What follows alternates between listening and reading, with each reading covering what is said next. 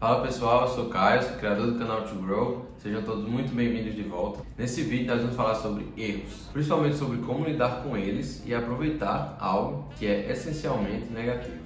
It's time to grow. A primeira coisa que a gente deve entender sobre erros é que todo mundo comete erros. Mesmo as pessoas muito bem-sucedidas, elas cometem erros em alguns aspectos sobre os quais a gente não está observando. Eu, por muito tempo, tive muito problema para lidar com erros. Eu ainda tenho um pouco, mas isso acontecia principalmente por achar que aquele momento específico ele podia descrever quem eu sou de maneira definitiva. E isso não é verdade. Isso porque todo mundo comete erros. A grande diferença, na verdade, entre as pessoas bem-sucedidas e as pessoas mal-sucedidas é a maneira como elas lidam com os erros, né? As pessoas bem-sucedidas, elas aprendem com os erros, e as pessoas mal-sucedidas, elas não aprendem com os erros, elas não refletem sobre aquilo que as levou a errar. Esse aprendizado, né, essa frase foi tirada desse livro aqui, o livro Princípios, de Ray Dalio.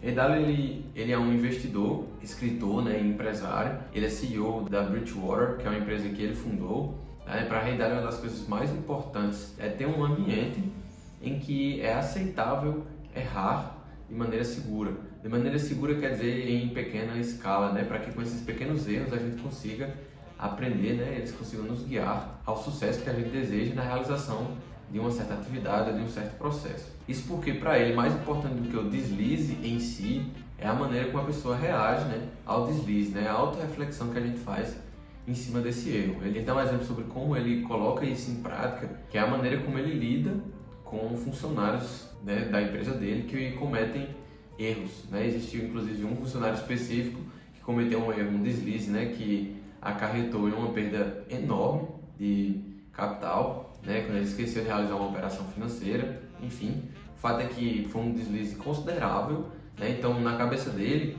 não fazia sentido demitir aquela pessoa, já que era um funcionário competente, né? Então, existem muitos funcionários que são competentes, que cometem um ou dois deslizes e acabam sendo demitidos, né? Então, para Ray Dalio não fazia sentido tomar aquela atitude.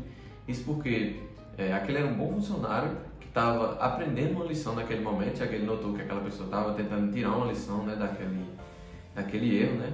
Ao invés de passar a mensagem para toda a empresa de que errar era muito feio e que valia a pena, por exemplo, esconder seus erros para não ser demitido, né? Que seria a mensagem que ele estaria passando se ele demitisse aquele funcionário que cometeu o deslize. Mas é muito importante dizer que eu não quero romantizar a experiência de errar, tá? Eu não acho que seja no momento do erro que a gente encontra uma maneira de fazer o correto, tá? Não é quando eu erro que eu encontro a maneira de fazer o certo. A gente, quando erra, na verdade, e reflete sobre a maneira como a gente chegou nesse erro, a gente só encontra uma maneira a menos para não fazer aquilo que a gente deseja. Inclusive, essa é uma das frases mais conhecidas de Thomas Edison, né, que a cada vez que ele realizava, ele criava um protótipo de lâmpada que não funcionava, ele considerava que não estava fracassando, mas na verdade encontrando um jeito a menos de não fazer uma lâmpada. Mas isso não quer dizer que ele tinha encontrado, a partir de um erro, a maneira de se acertar, tá? Então é importante não romantizar o processo de errar, porque é um processo essencialmente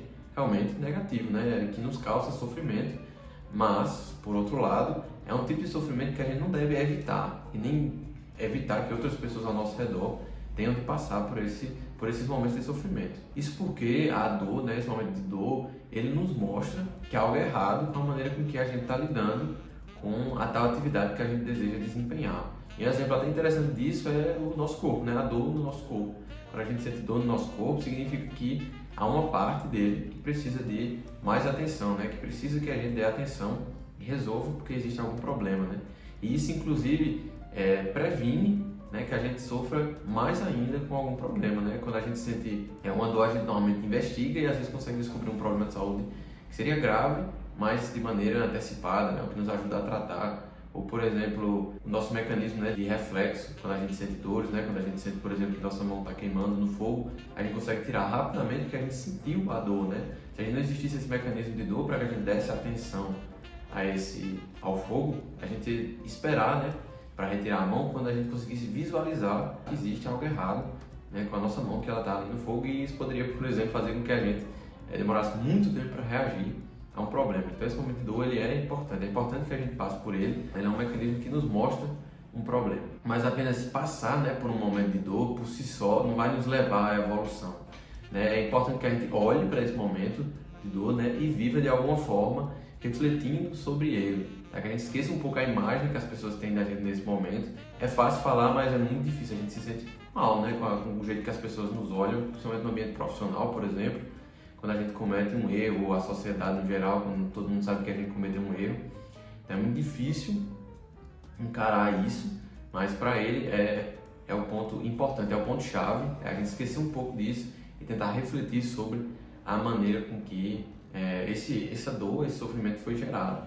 E isso é difícil também porque nós, instintivamente, nós temos esse mecanismo de fugir daquilo que nos causa dor. Então esse é um mecanismo difícil, né? Instintivamente a gente foge desse momento, e é difícil também porque a gente não tem muitas vezes objetividade para olhar para nós mesmos. Então se você tem uma pessoa próxima, né, que consegue olhar para você com objetividade e te dar um feedback que você consegue aceitar, normalmente isso também é difícil, né, que a maneira com que a gente reage a esses feedbacks em momentos de sofrimento também normalmente não é a melhor maneira possível, mas se você tem uma pessoa, né, que você consegue ouvir nesses momentos, isso também é muito legal, porque essas pessoas de fora elas conseguem olhar pra gente com mais objetividade. E nesse momento de autoobservação, é muito importante que você procure padrões, né, que podem te levar a repetir esse erro. Porque, por exemplo, no caso do funcionário que trabalhava na empresa, é possível que naquele momento ele estivesse simplesmente passando por um problema familiar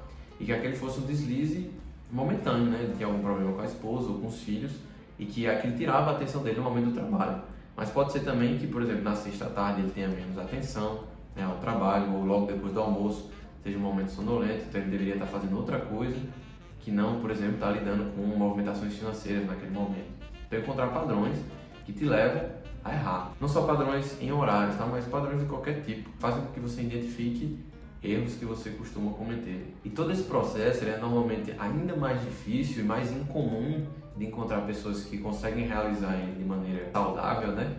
Logo no início de suas carreiras profissionais ou do seu processo de aprendizado na escola, porque esse momento na escola em que a gente forma nossa maneira de pensar, nosso caráter, nossa forma de reagir ao mundo, é um momento em que nossos acertos eles têm muita importância. Tá? Não é que para a gente estar certo existe uma recompensa, que não é que não deve existir, mas existe uma atenção reforçada para esse momento de acerto e pouca atenção para o momento do erro, que na verdade deveria ser o momento mais importante, em que a pessoa está mais propensa à evolução. Então, inclusive, Ray Dalio ele comenta que acha que as pessoas que passaram por pouca dificuldade, né, durante os períodos da escola, elas têm depois dificuldade de lidar com os próprios erros, com suas próprias fraquezas, porque elas não estão acostumadas a se colocarem nessa posição de fracasso. Já pessoas que são inteligentes, né, pessoas que se saem bem, têm uma boa performance, mas que passaram por uma vida escolar mediana, elas são mais acostumadas a lidar com o erro, né, e costumam evoluir mais rápido no ambiente profissional porque tem menos barreiras de ego, né? E o ego é um grande inimigo nesse momento de lidar com o fracasso. Então assim, eu como uma pessoa que sofri muito com esse tipo de momento, tenho dificuldade ainda, mas que sofri muito mais quando era mais novo, com esse tipo de momento de sofrimento. Eu hoje costumo me lembrar sempre que eu cometo algum deslize, que as pessoas que não cometem deslizes, elas estão normalmente na sua zona de conforto e não estão buscando sua performance máxima, né? Então eu costumo pensar que eu errei porque estou tentando me colocar na minha performance máxima, fazer mais do que eu estaria fazendo na minha zona de conforto. Mas é claro que é importante identificar os erros que são aceitáveis e os erros que são não aceitáveis, né? Como a Ridalho falou, é importante errar de maneira segura, para que isso não afete, né?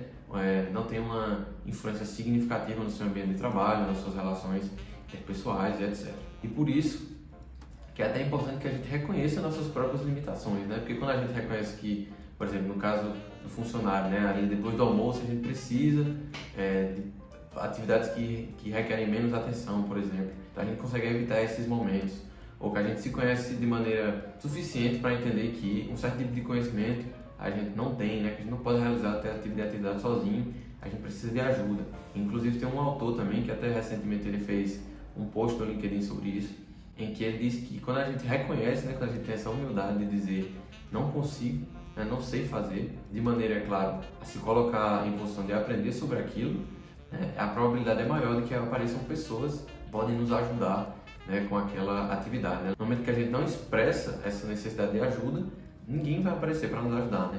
E esse é o autor do livro Comece pelo Porquê, né? O nome dele é Simon Sinek. É um autor que eu gosto muito também, sigo nas redes sociais. Eu gosto muito de acompanhar a maneira como ele pensa.